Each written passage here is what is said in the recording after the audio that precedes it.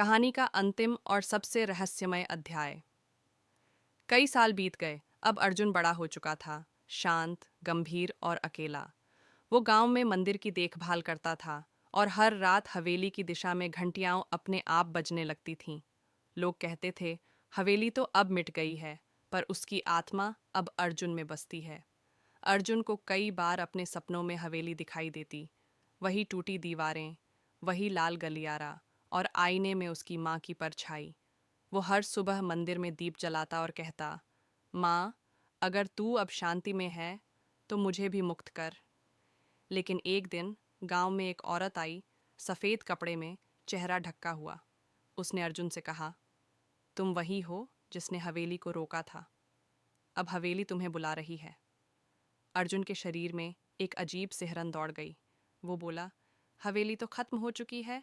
औरत मुस्कुराई, हवेलियाँ मिटती नहीं, वो बस रूप बदलती हैं। उस रात अर्जुन को फिर वही सपना आया। वो हवेली के सामने खड़ा था। इस बार हवेली जमीन से नहीं, उसके दिल से उग रही थी।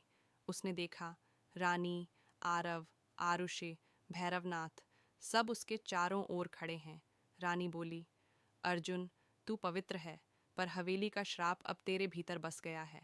अगर तू चाहे तो इसे हमेशा के लिए खत्म कर सकता है, पर उसके लिए तुझे खुद को मिटाना होगा। अर्जुन ने बिना झिझक कहा, अगर मेरे जाने से सबको शांति मिलेगी तो मैं तैयार हूँ। उसने अपने हाथ में फिर वही त्रिशूल उठाया जो अब तक मंदिर में रखा था। वो जमीन पर बैठ गया, आंखें बंद की और कहा, हे हवेली, तेरा डर अब मेरी आत्मा में है, लेकिन मैं इसे अब आग में बदल दूंगा। अचानक आसमान से बिजली गिरी। अर्जुन के शरीर से आग की लपटें उठीं और उसके पीछे हवेली की आकृति बन गई।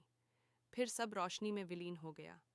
सुबह गांव वालों ने देखा, जहां अर्जुन बैठा था वहां अब एक विशाल मंदिर खड़ा था। लोग कहते हैं, वहां से अब हवेली का नामो निशान मिट गया। मंदिर की दीवार पर एक शिलालेख खुदा था, जहां डर था वहां अब विश्वास है। लेकिन हर पूर्णिमा की रात मंदिर की घंटियां अपने आप बजती हैं और हवा में एक फुसफुसाहट सुनाई देती है, धन्यवाद अर्जुन, अब मैं सचमुच मुक्त हूँ। और मंदिर की दीवार पर परछाई बनती है, एक बच्चे की जो मुस्कुरा रहा होता है। जहाँ कहानी खत्म नहीं होती, बल्कि एक नया डर जन्म लेता है। अर्जुन के बलिदान के बाद गांव में शांति लौट आई थी। अब वहाँ हवेली की जगह मंदिर था, जहाँ रोज दीप जलाए जाते और घंटियां अपने आप बजती थीं। पर लोगों ने एक अजीब बात नोट की। हर रात एक सफ़ेद कपड़ों वाली औरत मंदिर के पास आती, दीपक जलाती, कुछ मंत्र बोलती और गायब हो जाती। किसी ने उसकी आंखें नहीं देखीं, बस उसकी परछाई देखी, जो इंसान से ज़्यादा आत्मा जैसी लगती थी। एक दिन गांव की एक बच्ची, चंपा, उसका पीछा करने लगी। वो औरत मंदिर के पीछे के जंगल में गई। वहाँ एक पुराना कुआं था, वही कुआं जो हवेली के समय से वहाँ था। चंपा ने देखा, वो औरत कुएं के पास जाकर बोली, अब समय आ गया है, हवेली फिर उठेगी। चंपा डरकर भागी और गांव वालों को बताया। लोगों ने उस कुएं के पास जाकर देखा, वहां राख पर ताज़े पांवों के निशान थे और कुएं के अंदर से फुसफुसाहट आ रही थी। अर्जुन तो चला गया, पर उसका रक्त अब मेरा है। गांव में फिर से अजीब घटनाएं होने लगीं। मंदिर की मूर्ति के पास पानी नहीं, लाल तरल बहने लगा। दीवारों पर बच्चों के नाम अपने आप उभरने लगे। एक रात पुजारी ने उस औरत को रोकने की कोशिश की। उसने कहा, तुम कौन हो? वो मुस्कुराई, मैं रानी नहीं हूँ, न हवेली की आत्मा हूँ। मैं उस शक्ति का रूप हूँ जिसने हवेली को बनाया था। पुजारी ने कांपते हुए पूछा, तो अर्जुन का बलिदान बेकार गया? वो बोली, नहीं, अर्जुन ने हवेली को मिटाया नहीं, बस उसे मेरे अंदर जगा दिया। अगली सुबह मंदिर गायब था। वहीं पुरानी हवेली की जगह अब एक नया महल खड़ा था, चमकदार, सुंदर, लेकिन भीतर से अंधकार से भरा हुआ। दरवाजे पर वहीं लिखा था, स्वागत है, हवेली अब अमर है। गांव वाले भाग गए, लेकिन चंपा नहीं। वो खिड़की से झांकती रही और देखा, वो औरत अंदर खड़ी थी, उसके पीछे अर्जुन की तस्वीर। उसने धीरे से कहा, अब हवेली का उत्तराधिकारी आ चुका है। और कैमरा झूम करता है। वो चंपा थी, जिसकी आंखों में अब वही लाल चमक थी जो कभी रानी की थी। अब हवेली की नई मालकिन जन्म ले चुकी थी। रानी की आत्मा चली गई थी, पर अब हवेली खून और मासूमियत के मेल से जिंदा थी। अब कहानी नई पीढ़ी में प्रवेश करती है, जहां मासूमियत खुद अंधकार बन जाती है। साल बीत गए। गांव अब धीरे धीरे शहर बन चुका था। सड़कों पर गाड़ियां, मोबाइल टावर, बिजली की लाइटें। पर गांव के एक कोने में वो नया महल अब भी खड़ा था, जिसे लोग पुरानी हवेली की जगह बना महल कहते थे। कोई उसके पास नहीं जाता था। कहा जाता था, जो भी वहां काम करने जाता, वो कुछ हफ्तों में गायब हो जाता या पागल हो जाता। अब कहानी की नायिका है चंपा, जो अब जवान हो चुकी थी। काले बाल, गोरी त्वचा और आंखों में रहस्यमयी गहराई। वो अब शहर से लौटी थी, लेकिन उसके आने से गांव में फिर से अजीब बातें होने लगीं। मंदिर की घंटियां अपने आप बजने लगीं, पेड़ों की छाया में चेहरों के निशान दिखने लगे, और रात में हवेली की खिड़कियों से लाल रोशनी झलकने लगी। चंपा हर रात उस हवेली में जाती और दरवाज़ा अपने आप खुल जाता, जैसे हवेली उसे पहचानती हो। एक रात उसने हवेली के बीचों बीच जलता दीप देखा। दीवार पर लिखा था, स्वागत है मेरी बेटी। चंपा के होठों पर मुस्कान आई। माँ, मैं लौट आई हूँ। वो आईने के पास गई और आईने में रानी का चेहरा उभरा। रानी बोली, मैं गई नहीं थी, बस तुझ में बस गई थी। चंपा ने धीरे से कहा, अब मैं तुम्हारा अधूरा काम पूरा करूंगी। हवेली की दीवारें थरथराने लगीं। आईने में कई परछाइयां नाचने लगीं। रानी, आरव, आरुषि, भैरवनाथ, सभी चंपा की शक्ति से बंधने लगे। अब हवेली फिर से जिंदा थी, लेकिन इस बार हवेली आत्माओं की नहीं, बल्कि मानवों की भूख रखती थी। जो भी हवेली के पास आता, वो लौटता नहीं था, बस उसका चेहरा दीवार पर उभर आता था। चंपा अब रानी चंपा के नाम से जानी जाने लगी। लोग कहते हैं, वो दिन में एक साधारण लड़की की तरह रहती, पर रात को हवेली की रानी बन जाती।